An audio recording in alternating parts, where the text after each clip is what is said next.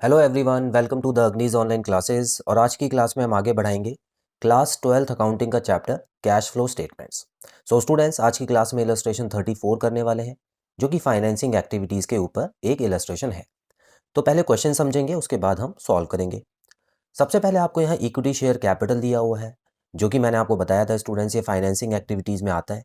और यहाँ आप देख सकते हैं ओपनिंग बैलेंस और क्लोजिंग बैलेंस में 5 लाख रुपए का फ़र्क है, मतलब क्लोजिंग बैलेंस 5 से बढ़ा हुआ है। तो इसका मतलब इतने शेयर्स हमने इशू किए होंगे, तो कैश इनफ्लो हो गया। नेक्स्ट 10% डिबेंचर है। अच्छा, इक्विटी शेयर कैपिटल के साथ हमेशा आपको क्या करना है, सिक्योरिटीज प्रीमियम रिजर्व का अकाउंट और देख लेना है, अगर कहीं दिया हुआ है तो। ठीक है, तो यहाँ आप देख सकते हैं स्टूडेंट्स, कहीं भी प्रीमियम सिक्योरिटीज प्रीमियम का अकाउंट नहीं दिया हुआ। तो इसका मतलब हम सिंपल 5 लाख रुपए से ही इसको बढ़ाएंगे। अगर प्रीमियम का अमाउंट होता तो वो इसमें ऐड हो जाता। 10% डिबेंचर है, ये भी उधार लेने का एक तरीका होता है। और यहाँ पे आप देख सकते हैं 1 लाख रुपए पहले से था, लेकिन बाद में ये ज़ीरो हो चुका है। इसका मतलब हमने रिडीम किया है, लोगों के पैसे लौटाए हैं।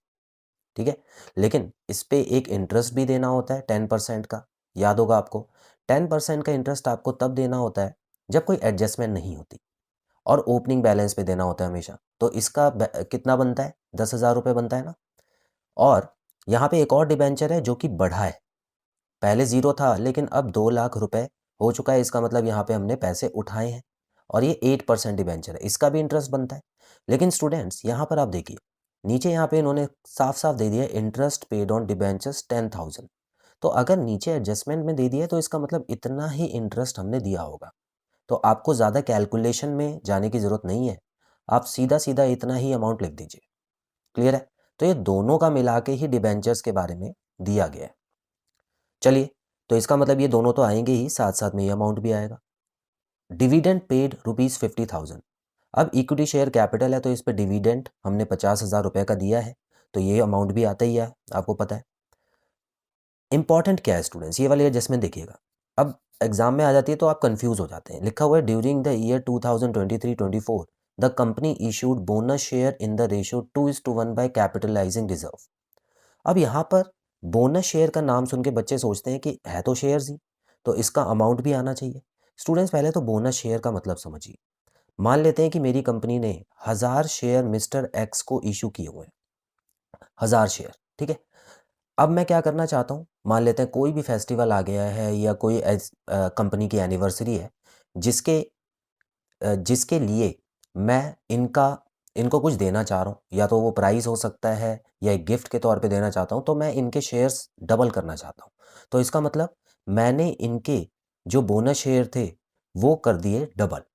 ठीक है, तो इसको बोला जाता है स्टूडेंट्स 2:1। ठीक है, जितना पहले था वो अब डबल हो चुका है बोनस शेयर। तो इसका मतलब क्या है, इसका मतलब ये नहीं है कि मैंने उनसे पैसे लिए।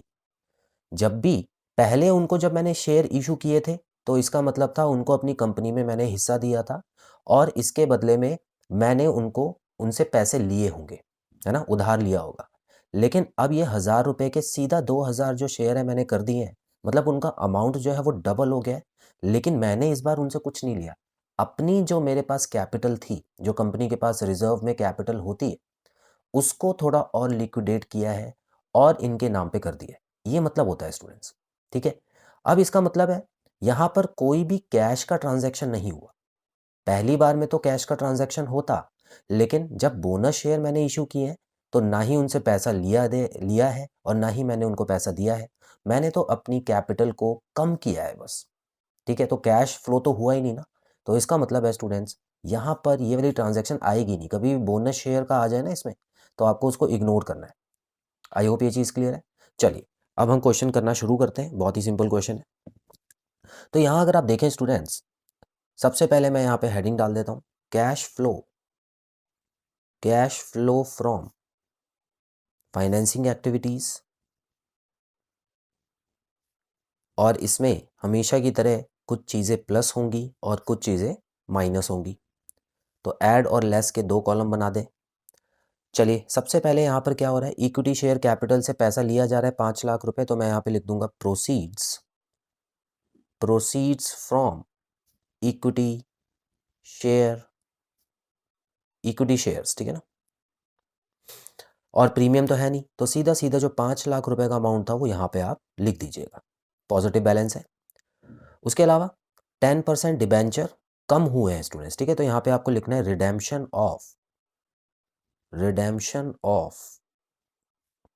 10% डिबेंचर्स, ठीक है, कितने के, 1 लाख रुपए कम हो गए हमारे पास से, ये लीजिए माइनस में चला गया बैलेंस। 8% डिबेंचर्स, ये पॉजिटिव बैलेंस है, 2 लाख रुपए के खरीदे हैं हम लोगों ने, ठीक है, मतलब 2 लाख रुपए लिए हैं और डिबेंचर्स इशू किया है। तो बेसिकली यहाँ पर हम लिखेंगे proceeds from issue of debentures, ठीक है, कितने का हो गया, 2 लाख का हो गया यहाँ पे। उसके बाद देखिए स्टूडेंट्स, यहाँ पर टोटल ये पॉजिटिव बैलेंस है और ये वाला नेगेटिव बैलेंस है। और देख लेते हैं स्टूडेंट्स, यहाँ पर देखिए अब ऊपर की तीनों चीज़ें तो यहाँ आ गई हैं, बचा क्या, इंटरेस्ट पेड ऑन डिबेंचर, ये भी नेगेटिव में जाएगा, जल्दी से लिख लेते हैं यहाँ पे, इंटरेस्ट पेड ऑन डिबेंचर्स, ठीक है, कितना हो गया, 10,000 रुपये हो गया ना, तो ये सीधा अमाउंट आपको लिख देना है। अगर ये नहीं दिया होता तो हम ऊपर से कैलकुलेट करके फिर लिखते हैं। डिविडेंड पेड 50,000, यहाँ पर एक और लिख लेते हैं, कैश आउटफ्लो हुआ है, डिविडेंड पेड 50,000, नेगेटिव बैलेंस और चला गया। और कुछ आना चाहिए स्टूडेंट्स, देखिए नीचे का तो कुछ आएगा नहीं, बोनस शेयर का फंडा मैंने आपको समझा दिया है, तो हमेशा याद रखिएगा स्टूडेंट्स, इस तरीके से आपको एंट्रीज डाल देनी है। अब हम इसका टोटल कर लेते हैं एक बार, तो यहाँ पॉजिटिव का टोटल करेंगे, यहाँ नेगेटिव का करेंगे, तो ये हो गया देखिए 7 लाख, और नेगेटिव बैलेंस कितना हो रहा है, 1,60,000, 1,60,000 रुपये, ठीक है। तो अब जब हमने इसको माइनस किया तो कितना हो गया स्टूडेंट्स, देखिए ये हो गया 5,40,000, 5,40,000 रुपये, जो कि पॉजिटिव बैलेंस है। तो जल्दी से अकाउंट को आप क्लोज कीजिएगा और यहाँ पे आप लिखिएगा cash flow from financing activities, cash flow from financing activities.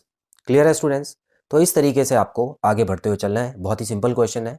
सो आज की क्लास में इतना ही स्टूडेंट्स, बहुत जल्द मिलते हैं अगली क्लास में, टिल देन बाय बाय।